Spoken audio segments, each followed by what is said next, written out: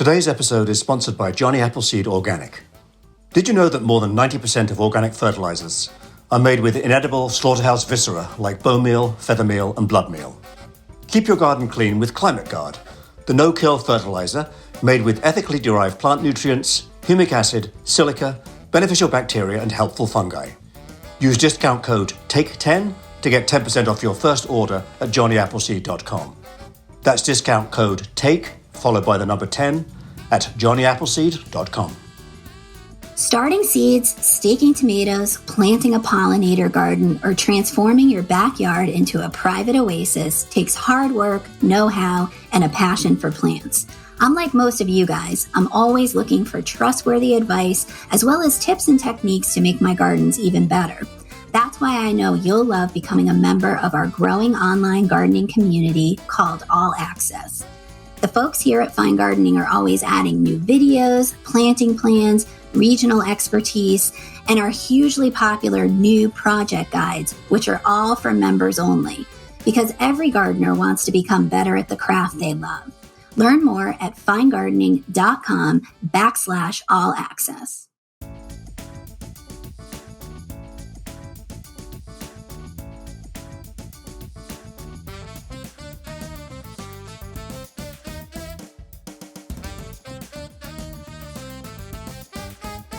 Hello, and welcome to another episode of Let's Argue About Plants, the podcast for people who love plants. Just not always the same ones. I'm Carol Collins. I'm the associate editor at Fine Gardening Magazine. And I'm Danielle Sherry, and I'm the executive editor here over at the magazine. And today, folks, we heard you. We heard you loud and clear. Today's show is native plant alternatives.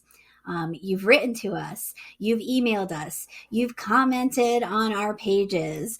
You want us to talk about natives, and we are going to. Now, we've done some native episodes in the past, but it's hard, Carol, because we're both from the eastern portion, shall we say, of North America. And, this is a national show. So it's really hard to talk about native plants that maybe you're not super familiar with or know that they're worthy, not worthy natives, but great natives in other areas of the country, right? It gets complicated.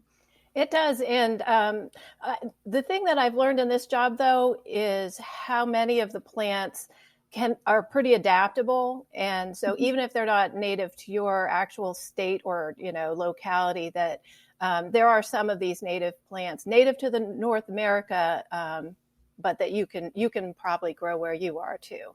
Definitely. And I mean, the cool thing was I started looking down at the zonal ranges of the plants I'm going to talk about, and I really do span the entire breadth of zonal ranges today. I mean, if you're looking for a zone 2 plant, I've got one. If you're looking for a zone 9 plant, I've got one. So stay tuned, even though we're two New England girls talking about, native plants today. But the premise is that we are going to talk about native alternatives. So we're going to highlight a plant.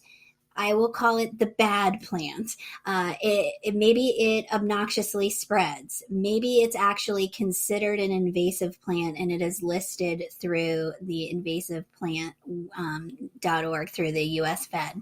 Maybe it's just an ornamental that is problematic. It gets a lot of diseases, and it's not all it's cracked up to be. We're going to then give you the native plant that we love as a substitution for that. We'll call it problem plant. Does that kind of jive with your setup? Yeah, I think so. Yeah. All right. Perfect. Well, lay it on me. Let's who do you want to introduce first? The bad guy or the good guy? I'm going to start with the bad guy. Yes. Everybody loves a villain. Everyone loves a villain. So my first two, are the Asian wisterias. So that's Wisteria sinensis, which is the Chinese wisteria, and Wisteria floribunda, which is a Japanese wisteria. And at least in the eastern United States and down into the South, these are real problem plants when they escape cultivation and get, let alone that these are very vigorous growers if they're in your garden, and they will like rip the porch off your house, right? So, that's a problem. But it's much worse when they can spread by seed. And when they break into the woodland, what they do is they climb the trees, they girdle the trees, which kills the tree canopy, and then they take over the canopy. And then they start dropping seeds on the forest floor, and the process keeps going. And so if you are driving on Interstate 84 at a certain time of year, you see these like gorgeous purple flowers like hanging from the treetops. And I belong to a local peer-to-peer gardeners group, and every darn spring there's someone that goes, "Oh, what is that enchanting plant? I must have it," right? And you're like, no, don't buy it. Do not put that in your garden on purpose, right? Yeah. So those are our bad guys. But fortunately, there is a native alternative. We have a Native American wisteria. It's grows mostly in the South, but we can grow it as far north as Zone 5. And it's Wisteria frutescens. And there's a cultivar that is absolutely lovely called Amethyst Falls. It's a spring bloomer, just like the invasive ones. It has gorgeous, like light lavender, luminous flowers that kind of look like a bundle of sweet pea blossoms. Oh, beautiful. Just beautiful. Not quite as vigorous. It will not rip your pergola down. It gets or your porch, right? The vines get about, they start out when the plant is young, getting like 10 feet long. They can grow up to 30 feet, but if you don't have that kind of space, or you don't have something for it to climb on, you can actually train it like a small tree. The trunk gets pretty substantial, and I will put in the program notes a photograph in one of our author gardens where Catherine Cook and her husband Ian Gribble had this on their pergola. And it just, even when it's not in bloom, it's lovely. It's got gorgeous foliage. It makes nice shady spot. And you'll see in this pergola, it really feels like a room set apart because this plant has created the roof. But you'll be able to see the trunk of the tree too. It's like an inch in diameter. That's so cool. You never talk about, the caliber of a wisteria vine, but that's impressive. That's really, really cool. Carol, do you know, does it come in other colors too? Does it come in maybe white? I bet the straight species might, but Amethyst Falls is definitely the one color. Yeah. That's, gotcha. A cultivar of the native species. And now if you follow Fine Gardening on Instagram, you probably saw, I think, that Carol posted, this was one of her dream plants, her wish list plants that she's been looking for forever. And lo and behold, this spring, right, you got your hands on one. I did. And so I've got this growing on an old oak stump. We had this ancient oak tree that fell down 3 years ago. And so it's growing on that. Hopefully going to turn that into a feature in the landscape instead of an eyesore. I like it. This plant needs full sun to partial shade and consistently moist soil, which I've really got to get with it and water my wisteria. But it was fine this summer and kind of an average Connecticut summer. So, but if you are growing it somewhere where it is really dry, you've got to keep watering it. Nice. Oh, that is really funny that you mentioned that because, my drive, when we were still going into the office on a regular basis would take me up a Connecticut coastal route, which is known as Route 9. And you're right. There's that day in spring where the entire highway on either side was just covered in purple confetti. And it was when the wisterias were starting to drop the blossoms. And, it's beautiful. You kind of feel like you're in a Disney movie or something, swirling purple blossoms as you're driving down the country road. But more nefarious beginnings for where that purple confetti started. So I like that. Okay, so native wisteria, and that was wisteria frutescens and Amethyst Falls. I love it. Well, so I took the approach where, I thought about a plant that I just was in love with, back in the beginning of my gardening career. And I'm a huge fan of big, bold, bodacious leaves. I wish I lived in the Pacific Northwest and could grow gunnera, because that's my dream plant. I just want that big, bold presence. And out here in the East Coast and into the Midwest, a lot of times the equivalent plant that you'll see, which isn't quite the equivalent, is Butterbur, and that's Petasites japonicus. It's a Korean, Chinese, Japan native, so an Asian native, zones 5 to 9, and it's got not quite as large as a gunnera, but this is going to be a plant that gets 3 to 6 feet tall. The leaves are the size of a small bathtub. They're huge. They look like water lily leaves, that big circular leaf to it, and they have a really, really big, bold presence.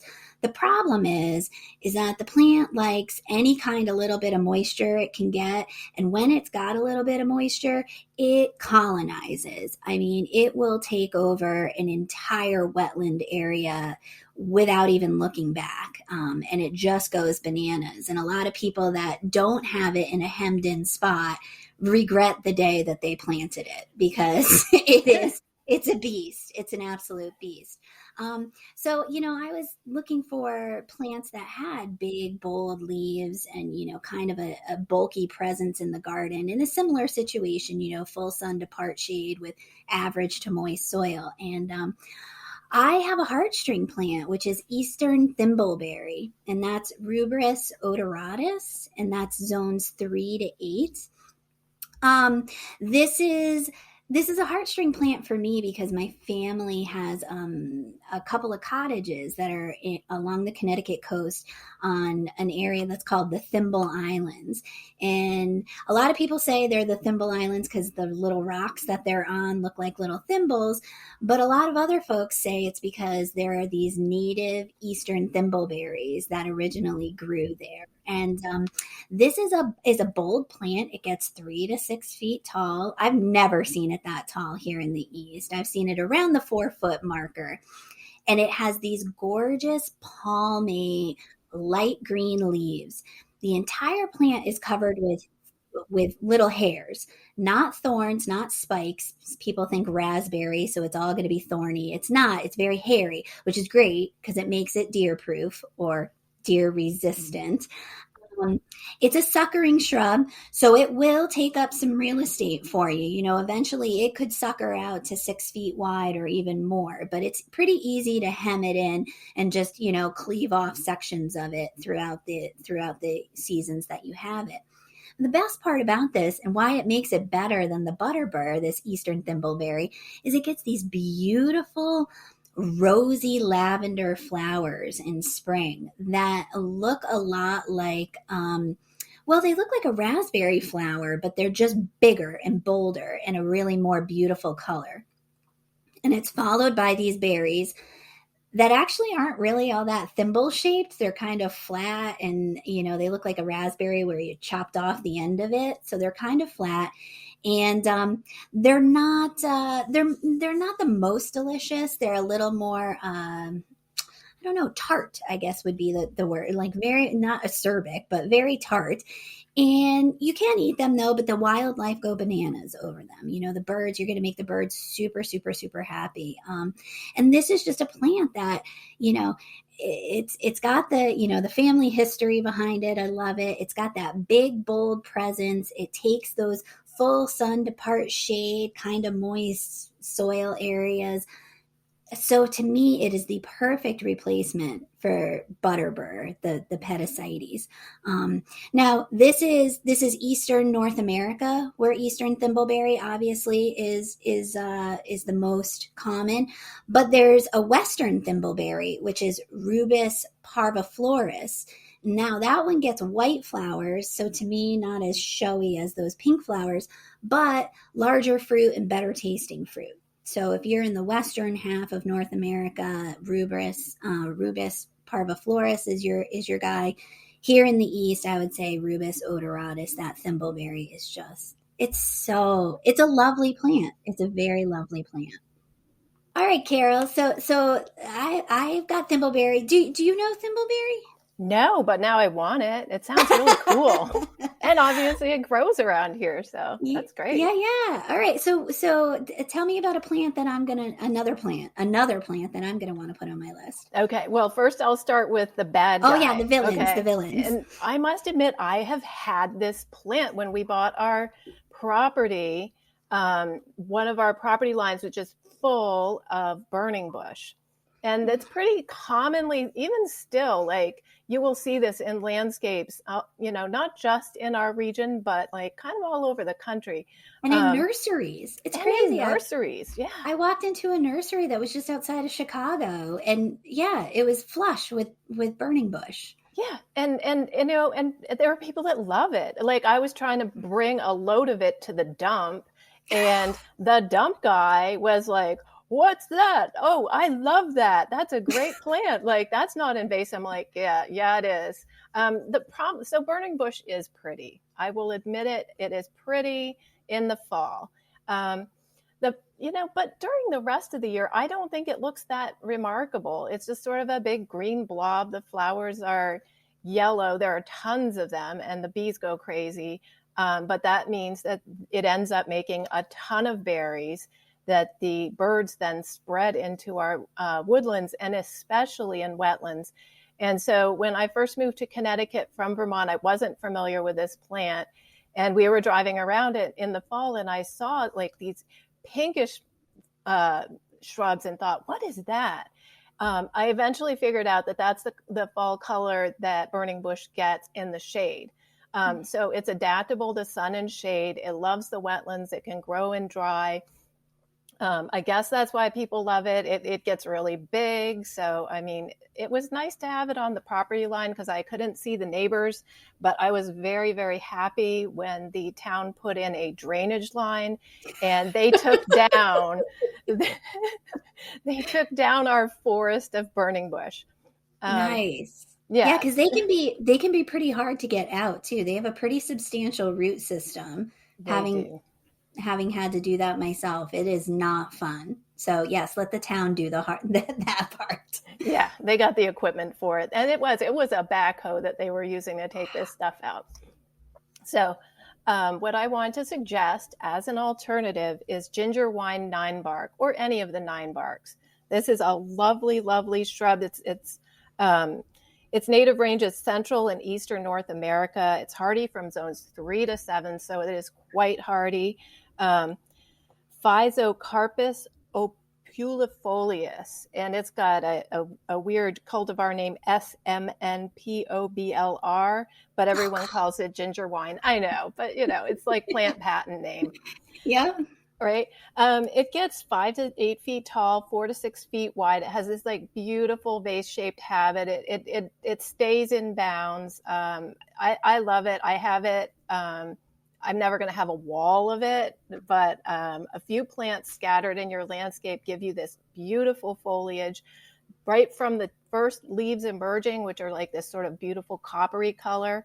And then it becomes more burgundy or bronze during the growing season. It has lovely little flowers in the spring, which are much nicer than burning bush flowers. It's like these little balls of compound flowers that are described as white, but they have golden centers, and then the styles are tipped in yellow, and the stamens are tipped in pink. So it looks like sort of a confetti. But I put a picture in the notes so you can see the flowers. They're super cute. It's a great plant. It's flowers from May to June. I love it.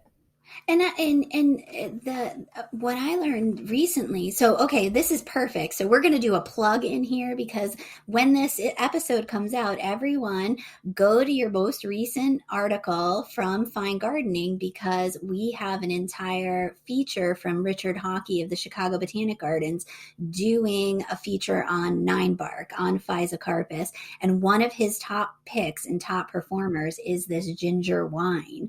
And he sang the praises of this particular cultivar because, you get the gorgeous foliage, which is really beautiful. Then you get those you did such an awesome job describing the flower. Then the flower turns to these reddish berries that the birds go bananas over.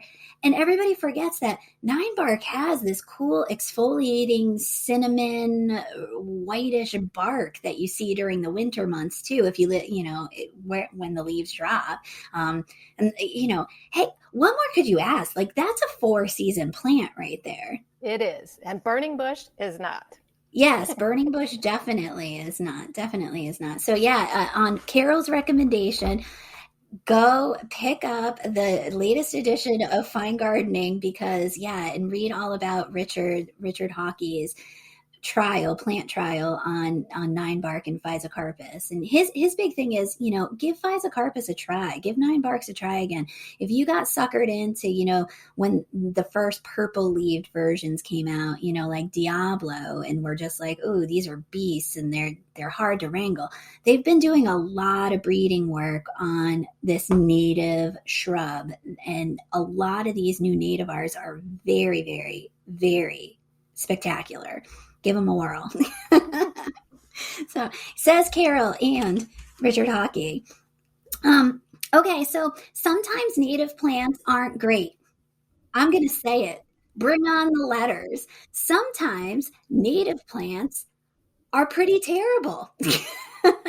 And one of those native plants, so I'm going to do a native alternative to another native and mix it up, because I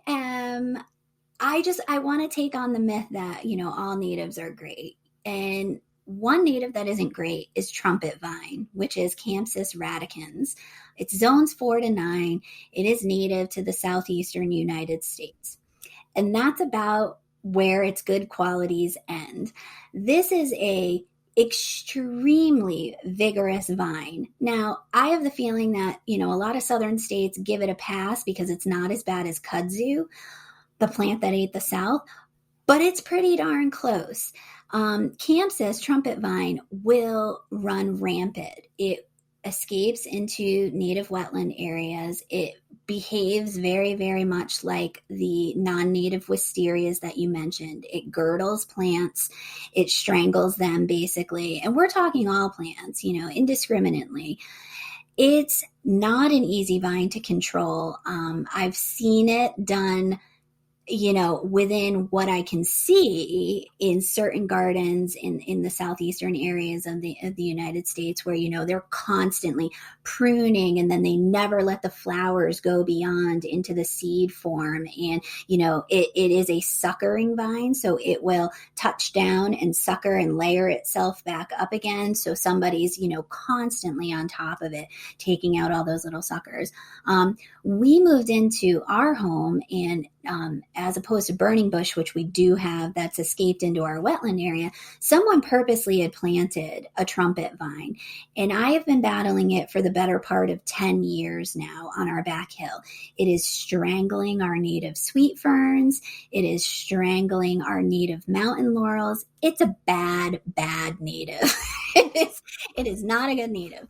However, a better choice is we have a native honeysuckle, Linicera sempervirens or virens, and it's trumpet honeysuckle. So not to be confused with trumpet vine, trumpet honeysuckle.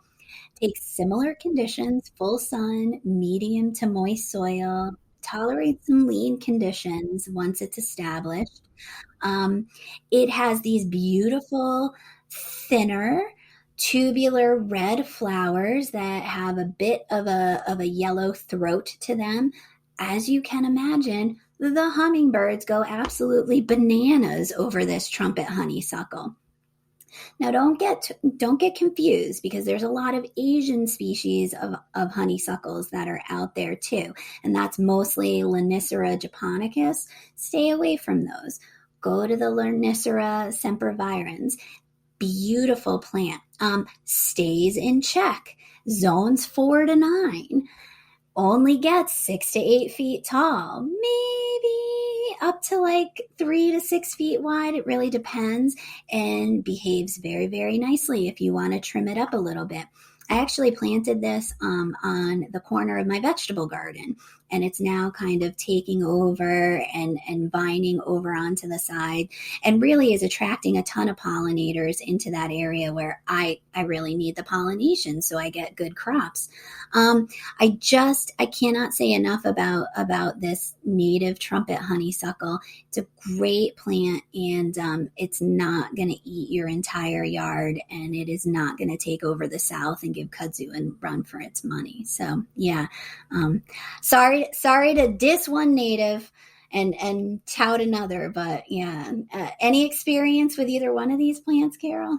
Only that is Major Wheeler one of the Yes. cultivars? Yeah, that one has been on my wish list, and I had it literally on my plant order this spring. But then I was like, "Girl, you're going to have to build a pergola or something." I didn't have anywhere for him to climb, so no Major Wheeler until I got somewhere for him to climb. Yes. So that's Lonicera sempervirens Major Wheeler, and Major Wheeler's claim to fame, same red tubular flowers with the yellow throat, but kind of a shiny leaf to it. So that takes it up a notch. So there you go. 2 plants now. Get those both on your list.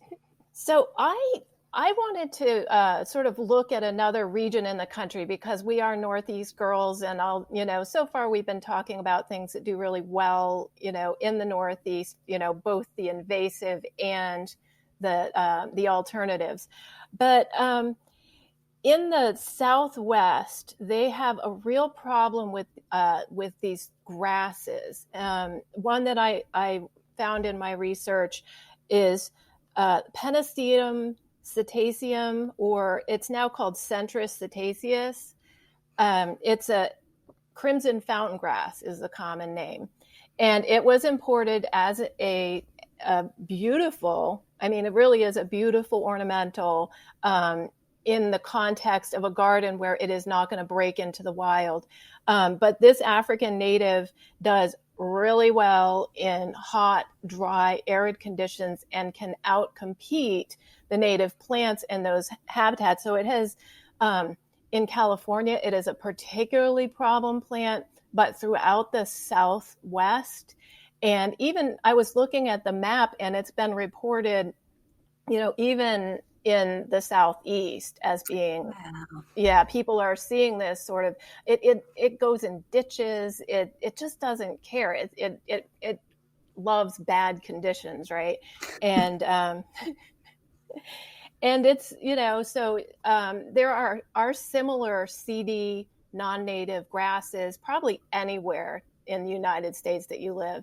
And so a good alternative is a native plant, and its native range for the straight species is pretty small, like part of Texas and Oklahoma, I believe, but it's a muley grass. It's called the straight species is Muhlenbergia reviconii, and the cultivar that I want to highlight is undaunted ruby muley grass, Muhlenbergia reviconii, Pundon1S. Another really catchy, botanical name. Yeah, it's just catching on like wildfire over here. It grows in zones 5 to 9. It gets 24 to 36 inches tall, 18 to 24 inches wide.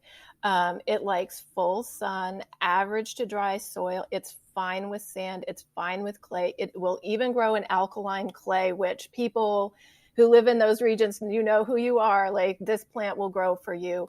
In the wild, it can be found growing in hardpan that is occasionally flooded. It's super tough, hence its name, Undaunted, right? It's just like not daunted by anything.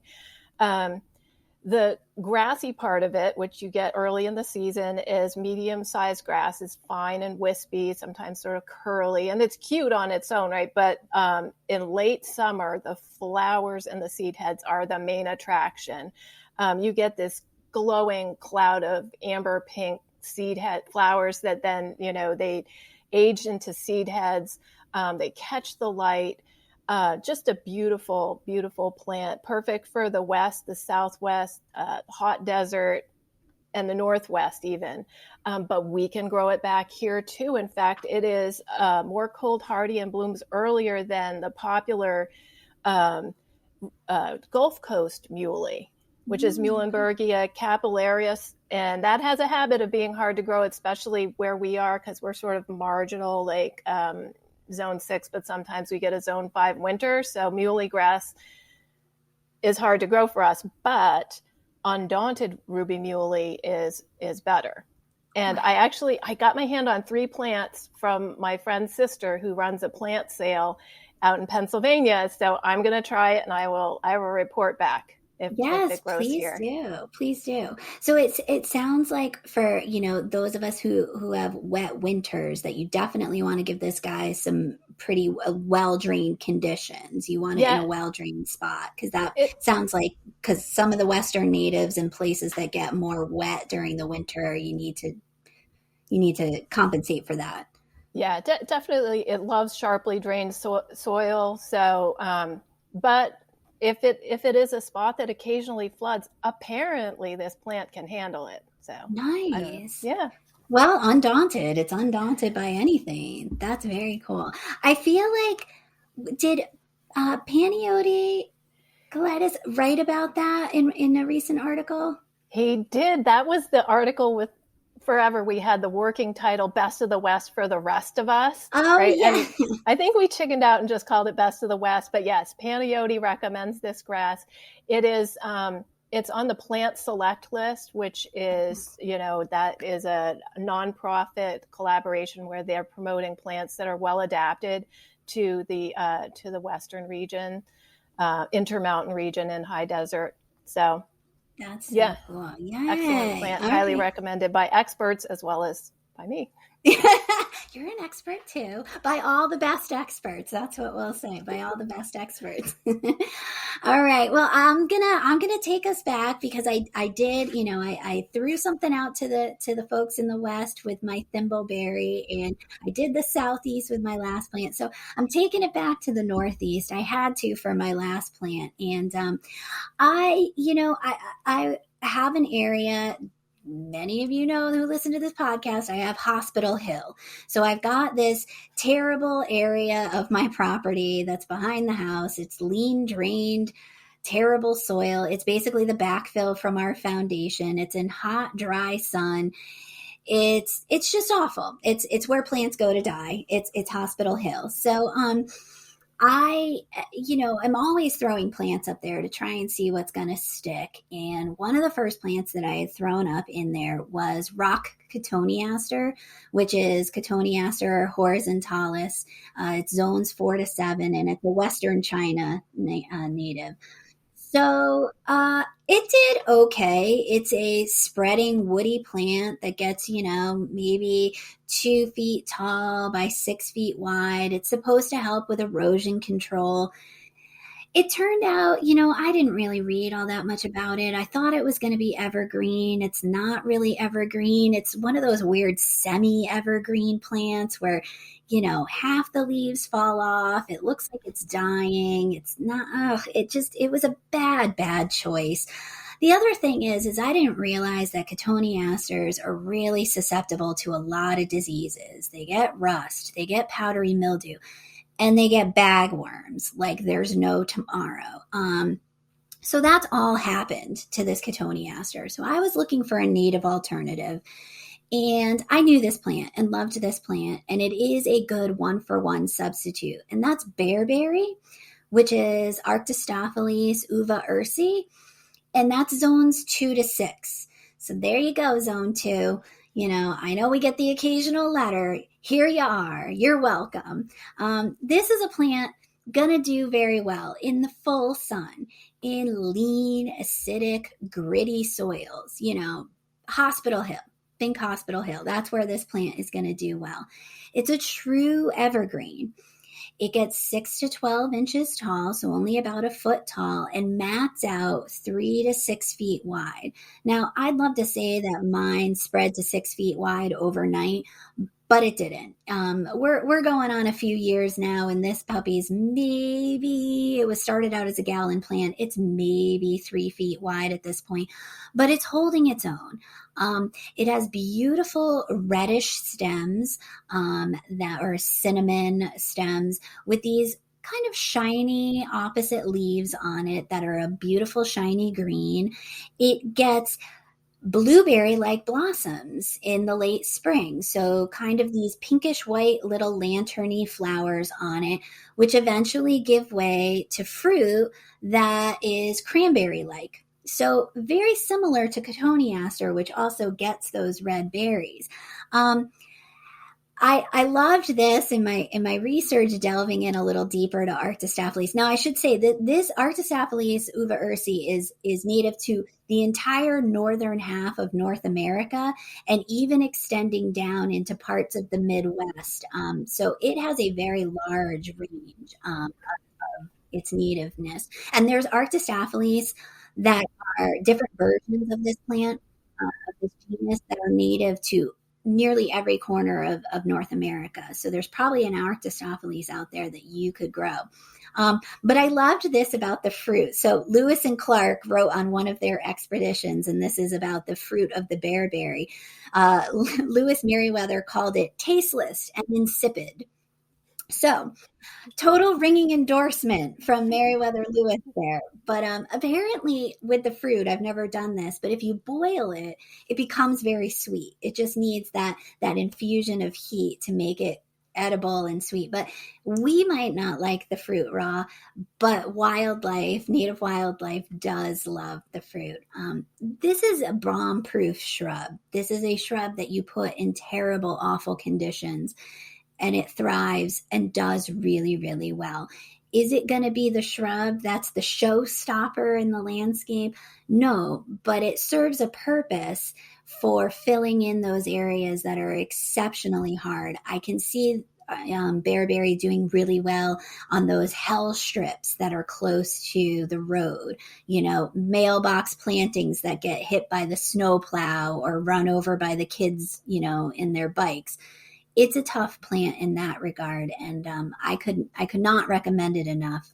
Obviously, drought tolerant to boot. So, bearberry it's a winner. It's a winner. It sounds great. And now, because everything sounds better with a British accent, here's Peter to talk about a love of non-natives. What exactly does it mean to be native? As it turns out, that can be a very hard term to define, particularly when it comes to plants. Does it mean that in order to be classified as a native plant, a species must have existed naturally for 100 years or more in a specific area, or perhaps for 1,000 years? And what about when a native plant naturally produces an offspring that is decidedly different, all on its own? Should these nativars be considered a native plant? As you delve deeper and deeper into this question, you'll likely end up more confused than ever. I know I am. Horticulturists can't all seem to get on the same page either. One definition that I've found, and tend to like best, goes something like, a native is a plant that occurs naturally in the place where it evolved. Short, sweet, simple. But are native plants the only plants that deserved our respect, and therefore a place in our gardens? I'd like to kindly make the case for not vilifying those who choose to include some non-native, non-aggressive plants in their landscapes, if they so desire. After all, there do exist some well-behaved, dare I say dapper non-natives out there. Take yours truly, for example. Okay, I will say it. Peter forever will be my favorite non-native. Hands down. No arguments. Mine too. He is awesome. All right, let's see who we've got up next on expert testimony and see how they feel about natives or maybe even non-natives. Hello, my name is Willie Lorimer, and I'm the Director of Horticulture for Native Plant Trust. Today I'd like to talk to you about some great native alternatives to common landscape plants. Specifically, I'd like to promote the use of big bluestem, Andropogon gerardii, rather than silver fountain grass or Miscanthus sinensis. Big bluestem occurs in nearly all the U.S. states and is especially at home in prairies where it forms the backbone of our tall grass ecosystems. Here in the Northeast, big bluestem inhabits meadows, clearings, and coastal communities in every state from the mountains to the seaside. It can be readily recognized by its finger-like inflorescences that resemble a turkey's foot waving in the air. Upon closer inspection, the gorgeously detailed minute world of grass flowers becomes apparent. Pale to dark purple pistils and dangling yellow stamens adorn the flowering stalk. Aside from the many hues of its foliage throughout the season, This stately grass provides food, forage, and shelter for a multitude of insects, wildlife, and fowl. It prefers full sun, but will grow in part sun as well. Because this is a tall grass, be sure to plant it with other perennials that compete with its size and vigor. Please consider planting big blue stem as opposed to Chinese silvergrass. Burning bush, or Euonymus elatus, we know is an invasive plant, but that's still found planted in people's yards. And for those of you who might be interested in transitioning away from existing plants of burning bush, I would like to suggest maple leaf viburnum. Choosing a favorite viburnum is difficult, but if I were pressed, I would choose maple leaf viburnum. What's not to like about it?